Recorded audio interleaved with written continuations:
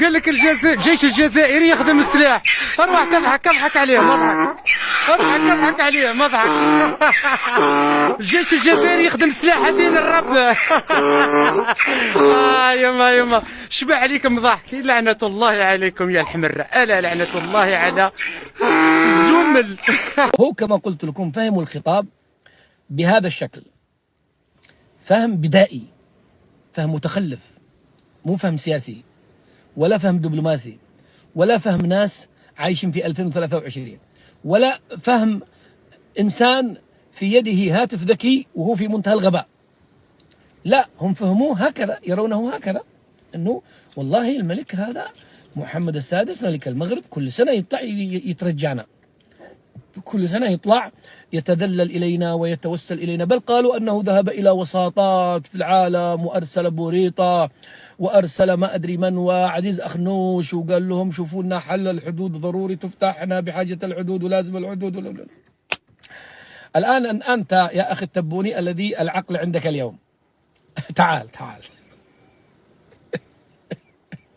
تعال تفهمنا وانت ونتفاهم انا وانت راس براس، لانه استغل ما دام العقل عندك، لانه بكره عنده العقل، انت بتكون مع ال 19 اللي ما فيش عندهم عقل، لانه 20 في عقل ايضا. هذا اعتقد قالها الحسن الثاني وهي صحيحه، وانا اعتقد هو كان سخيا معكم. والله لو انا اقول مليون في عقل ولا نصف مليون في عقل ولا مليون ونصف في عقل، مليون ونصف في عقل، ما الحسن الثاني كان سخيا، قال وزع لكم عقل لكل 20. احمدوا ربكم، يعني واحد يفهم 19 ما يفهمه. انا ارى انه كان سخيا، يعني كان المفترض ان يوزع العقل الواحد على مليون، على 500,000، على اقل حاجه نص مليون ونص.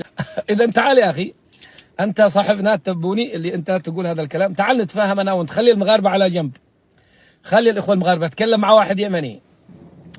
يعني انت يا تبوني الذي انت مستلم العقل اليوم، اطلعوا عندما تقول يتوسل الينا، يترجانا، يريد فتح الحدود، قولوا لنا من الذي ينقص المغاربه موجود عندكم انتم في الجزائر وينقص المغاربه، لذلك يبحثون عن فتح الحدود عشان ياتيهم هذا الشيء المفقود من الجزائر الى المغرب، علشان نفهم، علشان تفهموا أنتم. ما دام الملك ملك البلاد والمغاربة يترجونكم تفتحوا الحدود، قولوا لنا السبب، ما الغرض؟ لماذا الملك محمد السادس والمغاربة يحتاجون هذه الحدود؟ ما هو الشيء الموجود في الجزائر وليس موجود في المغرب؟ هذا لا، علشان نفهم. قولوا كذا، هم يريدون فتح الحدود لأنه والله عاش دوشوا مساكين المغاربة صار لهم شهرين ما تدوشوا، فبالتالي إذا فتحت الحدود ممكن المغرب يركب سيارته ويروح يتدوش في تلمسان ويرجع، بسبب أزمة الماء داخل المغرب. مساكين قد ريحتهم مثل ريحة شنقريحة. هذه ممكن نفهمك، احنا ممكن نفهمها بهذه الطريقة. والله عندهم أزمة مياه، وأكيد في صالحهم أن الحدود مفتوحة عشان يدخلوا يكونوا يجيبوا من مغنية إلى وجدة، واللي يروح له تلمسان يتغسل يعمل له حمام جزائري، لا تقولوا حمام مغربي، لا، الحمام جزائري، حمام تبوني. المغربي محتاج لتفتح الحدود عشان يكون يروح يتحمم مسكين ويتنظف. يعني ممكن عندهم نقص في الفاكهة مساكين المغاربة، وبالتالي إذا فتحت الحدود يدخلوا على مغنية يلتقطوا لقطات كذا مع البنانة أبو نواة كبيرة كذا. مساكين يمكن ما عندهم فاكهة، وبالتالي إذا فتحت الحدود بيدخلوا على مغنية، بيدخلوا على الدول المناطق المجاورة للجزائر، يجلبوا لهم موز، بنانا، يلتقطوا لهم صور مع الدلاح، يعني كذا علشان الناس نفهم لماذا المغاربة يترجوكم تفتحوا الحدود. احنا نريد نفهم. مو كذا محمد السادس يترجانا ويتوسل الينا، قول لنا ليش، علشان نفهم ايش ناقصهم. الحليب، يمكن الحليب أزمة في الحليب، أنا شفتها في المغرب طوابير يا جماعة، يا ويلي مساكين لو شفتهم في المضيق، يا جماعة، في المضيق اللي كان فيها الملك محمد السادس مصيف، في نفس الفترة والملك محمد السادس قصره هناك قريب، كان هناك بابور بيوزع حليب ولقي طوابير، يا ويلي يا ويلي يا ويلي، طوابير حليب، طوابير الحليب عند المغاربة مساكين، لذلك يبحثون عن فتح الحدود، يحصلوا على الحليب، يحصلوا على شيء. هكذا الناس يفكروا. عندما تأتي أنت كتبوني تقنع الناس أن هذا ترجي وأن هذا توسل، أخبر الناس ما الحاجة، ما هي الفائدة الذي سيجنيها المغربي إذا فتحت الحدود، بس عشان تقول لنا ما هو النقص. لكن إذا ما حسبناها بالقلم والورقة وبالواقع والمنطق، أنت الجزائري الذي بحاجة إلى فتح الحدود، لأن كل البلاوي التي ذكرتها تهكما أنها في المغرب هي عندك. أنت الذي عندك أزمة في الماء، أنت الذي عندك طوابير في الحليب، أنت الذي عندك كل شيء منهار، أنت الذي عندك فواكه بعضها ما تشوفه هلا في وجده. أنت وأقول لك حاجة، أنت اللي مستلم العقل، أنا لك من أهم الأسباب التي تصر الجزائر على إغلاق الحدود، لأنه إذا فتحت الحدود العقل عندك، العقل عندك الآن، اليوم العقل عندك، يلا شغله، شغل هكذا، سخنه علشان تفهم هذا النقطة المهمة.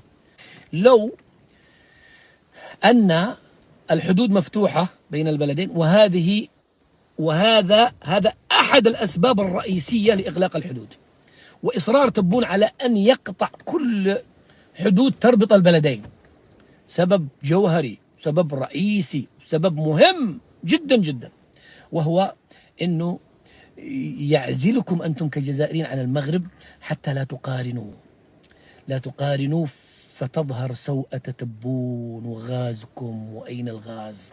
يعني تخيل الحدود مفتوحة، يركب واحد منكم يروح طنجة ويشوف طنجة ويشوف كازا ويشوف هذا المدن ويرجع الجزائر، على طول التبوني الذي عنده العقل سيفكر واو، وين المغرب، وين احنا، ليش هم متقدمين واحنا في الحضيض، أين غازنا، ايش معنى هذا البلد تقدمت بفلاحة وسمك وفوسفات ومعادن واحنا عندنا غاز من الدول الغازية العظمى.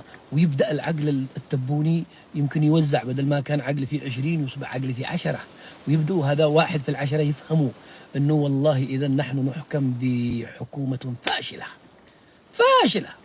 جملة. إذا اعزل أبوهم، اعزل، خل هذا المجتمع الجزائري مغلق عليه زي الزريبة زي البهيمة.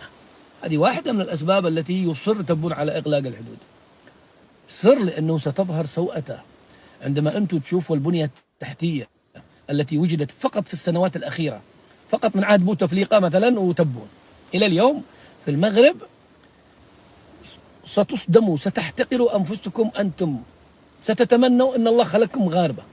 أنت كتبوني والله تقول يا ربي يا ريتنا خلقني ربي مغربي، لأنك ستجد الفارق شاسع والبون واسع.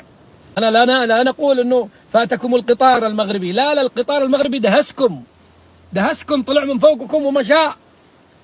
أنا بعض الناس يقول لك قال بعض الجزائريين ولا لحق لك القطار المغربي فاتنا القطار، مو فاتكم وباس، هذا دهسكم دهس، ما طعجكم طعج، ما بهدلكم كذا، مشى من عليكم وطار، ما تقدر تلحق له يوم القيامة. ولذلك يغلقوا عليكم الحدود. أيضا يعلمون أنه لو فتحت الحدود من الطبقة المسحوقة من الجزائريين، مسحوقة في حريتها ومصادرة حريتها، ومسحوقة في أكلها، يمكن تلاقي نصف الجزائري يسيروا المغرب، نصف الجزائريين بيتركوا الجزائر هذه ويقول لك طز بلا وطن بلا بطخ يلعن أبو البلاد والعباد، ويروح يشوف له مكان في كازا ولا في مكان يشوف له رزق يأكل. لذلك يصرون على إغلاق الحدود. يعني أنت الذي تتمنى فتح الحدود وليس العكس. هكذا بلغة الاقتصاد، بلغة العقل، بأي لغة تفهموها، دبلوماسية، سياسية، المغاربة ما لا مشكلة لديهم، عندهم استقرار اقتصادي، عندهم أمورهم طيبة، ما في مشاكل مع الحاكم والمحكوم، فتحت حدود فتحت، ما فتحت. الملك محمد السادس عندما يربيكم كل سنة هو يعلم أنكم لن تفتحوا، لكن له مآرب أنتم لا يمكن تدركوها، لا يمكن، لأنه عقولكم قلت لكم بدائية، وتفكيركم تفكير بلطجي، تفكير شوارعي، تفكير بدائي. هو يريد أولا أن يبرئ ذمته أمام الله وأمام الأسر التي قطعت أوصالها والأرحام، وكان يقول لهم يا جماعة شوفوا أنا كل سنة أقول أنا ما عندي. ثانيا كما قلنا في الحديث في اللايف السابق، كي يؤدبكم.